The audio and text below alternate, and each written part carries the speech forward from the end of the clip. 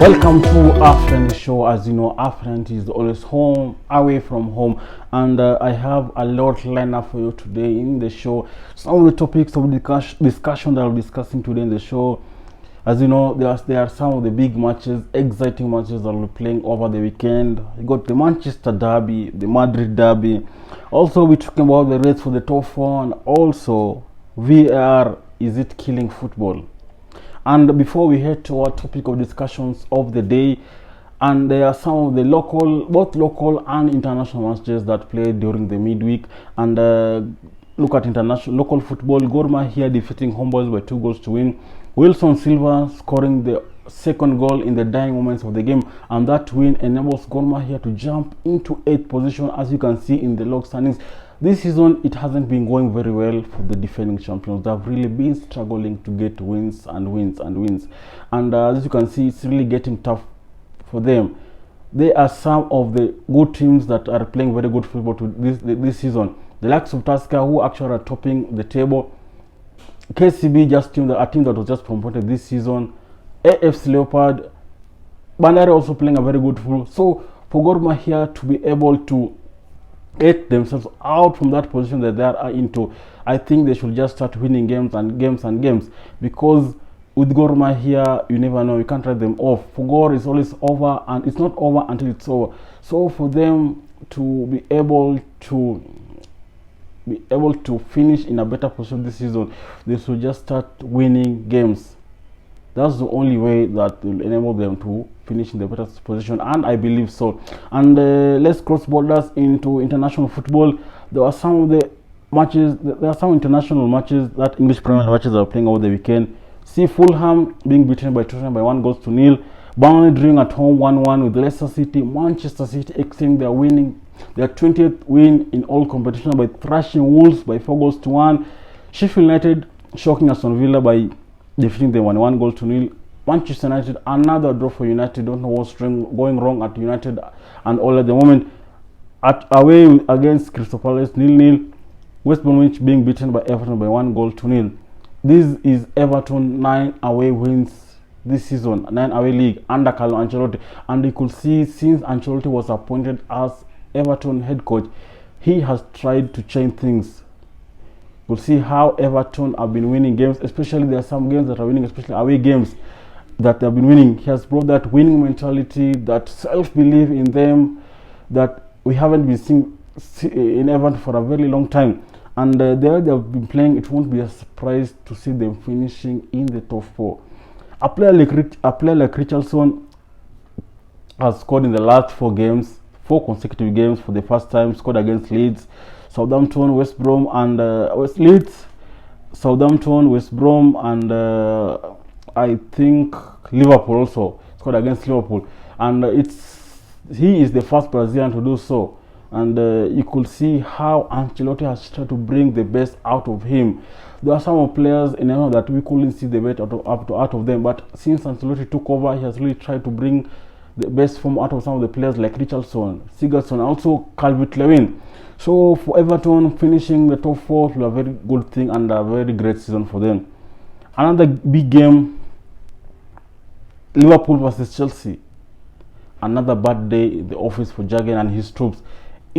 After winning against Sheffield United, I thought maybe this was a U-turn for Liverpool, because they have really been struggling. I don't know how many games they have won at Anfield this season actually, and that loss against Chelsea is their 5th consecutive loss in their entire history.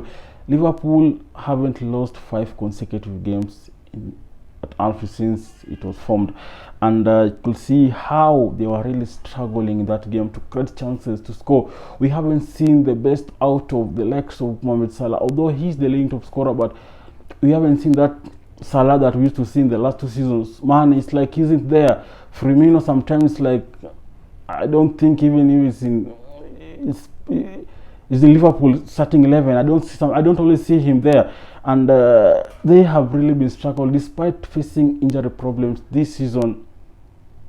They have just been worse. So that improvement isn't in there. Can't compare them with City last time. City last season, they had also injuries, and you could say they were bad. With Liverpool, they're just worse. I think at the moment they lack that self-belief. Together with their coach Jurgen, Liverpool is a team that we can't feel pity for them. We can't feel sorry for them. They are the defending champions. And if we start feeling pity for them and feeling sorry for them, then it won't work out for them. I know they're really missing their fans at Anfield. With Liverpool, with their fans, I think when they are at their low, their fans tend to push them, make them to work harder. And also they are missing that leadership, the likes of Henderson, the likes of Agil. I think without them, there isn't that person, that other person will step up and try to push them. That whole inside that, what can I say, how can I put it? And so that pressure in them at times that they are low at the moment. So I think missing those key players, it's actually some of the reasons why they aren't performing. But despite not having their key players, I think Klopp should just try and install that self-belief in the current players that he has and try to work with them. That's the only, because at the moment I don't see them finishing in the top 4. That's my opinion, because the likes of Everton, the likes of West Ham are fighting to finish in the top 4. So if Liverpool won't be able to make it, the only way to make it be able is just to win the Champions League, because so far so good. They're really playing very well in the UCL on their first leg away at Leipzig.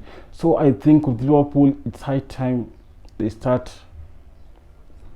playing and be able to make sure they finish in a good season. Although even next season, I don't see them doing much better than this season if they continue this mentality they have at the moment. And with Chelsea, it was their first win at Anfield in 6 years, and you could see how Tuchel was delighted. And since Tuchel was appointed at Chelsea, he has really changed Chelsea, the way they approach the game, the way they play, see how they are pressing. And also with Tuchel, he has tried to bring the best out of players that under Lampard we thought their time was over. But under Tuchel, the likes of Marcos Alonso, the likes of Rudiger, you could see how they have really improved of late. And by doing so, he has really, you could see how they have improved from 8th position, and currently Chelsea are just position 4. And they are the only Manchester City have got more points since Tuchel was appointed or succeeded Frank Lampard. In his last, I think, 10 games, he has been able to gather like 18 points, which is a very good thing. So with Tuchel, he also knows that he can't do what, let me say. He just have to make sure that his players continue to perform, because if he doesn't perform very well or start losing games, because with Chelsea they have this nature of firing coaches, so we can't say that he's still safe, because if you can see his contract, he has only signed like, he has 14 months contract. That's 1 year and some months. So with him, he also knows he isn't safe. He just have to finish in the top 4, and if he doesn't finish in the top 4, he just have to make sure that the only way to qualify for the UCL is by just winning the UCL. So for him also, he has pressure. He has kind of pressure in him. So as said and done, let's look at our main topics of discussion. The Manchester Derby. A lot are at stake at the Derby. Can Manchester City end United away streak of 20 games unbeaten in the Premier League? Manchester City have been a very good form and force this season. They've been winning games under Pep Guardiola, and when we started the season, they were really a bit of reluctant. They had injuries that were they were facing a bit of injuries. Some of their key players weren't available at the moment, and that couldn't make Guardiola not to get results with the current score that he has. And that's a kudos to him. After signing that 2 years contract, I think things just changed. These things just changed all of a sudden, and it was a very good thing. And with Guardiola, you can never write him off. He's a very experienced manager. He's a player who knows what he wants from his players. He knows how to approach big matches, especially the Derby. Last season, United were able to defeat United City, both legs away and at home, and I don't think that happening, because at the current form that Guardiola and City are at the moment, they couldn't want any team, even United, to ruin their current form at the moment. So it will be a very big game for them. And Manchester United, a draw against Crystal Palace was their, I think, 3 draws in the last 6 days, 3 draws in a row, which made people started the question, what's wrong at United at the moment, because they haven't been playing since the last, I think, in the November. They were current at position 7, but after winning some of the games, they went until position 1. And people are questioning if they were able to go up to position 1. Why is it that at the moment they are trailing City by 15 points at the moment? And United, over the last few weeks and games, they have been over-reliance on Bruno Fernandes. If Bruno Fernandes doesn't step up, then no player in United can step up. And it has really been evident in some of the matches like Crystal Palace, like Chelsea. And also United are really missing Paul Pogba. In that game against Crystal Palace, you could see there wasn't that creativity in that game. They are really missing Pogba. I think Pogba always brings that creativity, and Pogba with Bruno Fernandes, there's always that chemistry in them than Bruno Fernandes and some of the United midfielders like McTominay and Fred. When they play together, there isn't that chemistry in them. So with absence of Pogba, I think they're really missing Paul Pogba, and I think it's high time they start winning games. Although otherwise, I don't think if they will be able to break in the top 4, because the way the race is at the moment is really getting tight. And that said and done, also some of the topic of discussion that I'll be talking about is the VAR. Is it killing football? In the last show I talked about VAR. VAR at the moment is really that vibe. We don't see that vibe and excitement in football that we used to see back then. And the latest person to complain about that was Scott Parker. Listen to what he had to say. We're trying to make the game so pure and so sterile, and trying to control every single phase or every single moment to an absolute T. And that's where the problem lies for me, really. What do we want to see as fans, as spectators? Is goals, is excitement. And I'm sorry to say, but VAR is killing every bit of that. It's killing every bit of it. No longer do you celebrate a goal. Why? Because you're hanging on, thinking it might be disallowed. We then have a 10-second check. You're losing the raw emotion of the game we absolutely love, and it's a shame. And my opinion on this has not changed. My opinion's always stood for this in terms of how I see VAR, and I always knew that. Yeah, I'll just have to second what Scott Parker said about the VAR. I think it's really killing football. We don't see that excitement anymore, because in the Premier League we used to see that controversial. In football we love that controversial. What happened in the 1986 World Cup against Argentina, against, I think, England or what? That Diego Maradona's handball is something that's being talked about today. But VAR, something like that, we can't see it anymore, because VAR has really killed football. There are some of the decisions that VAR are really making it wrong, and you could see against Fulham. I think that the reason why Scott Parker had to talk the way he talked like that, because he thinks that goal against Fulham, his goal wasn't supposed to be ruled out, and I second that. VAR, it's something that, for me, it isn't working at all in the Premier League. It's high time we start getting solution and how we'll start dealing with this VAR. Otherwise, it will really kill football and Premier League. Premier League at the moment, there's not that excitement at the moment that we used to see. So for me, I really support VAR killing football. And talking about the race for the top 4, it's really getting tight at the moment.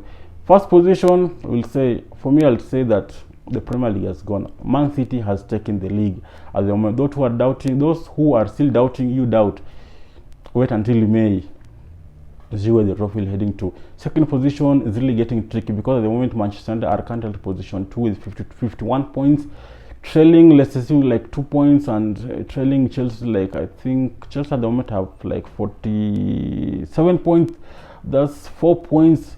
So it's getting tough. The likes of Everton, the likes of West Ham are on it. And also Jose Mourinho, we can't write him off. You never know. Premier League, there's a lot of surprises that can happen, so it's getting tighter and tighter. And what I can say, my prediction, if you ask me out of 4, I'll say number 1, I'll give it to Manchester City. Number 2, I'll give it to Manchester United.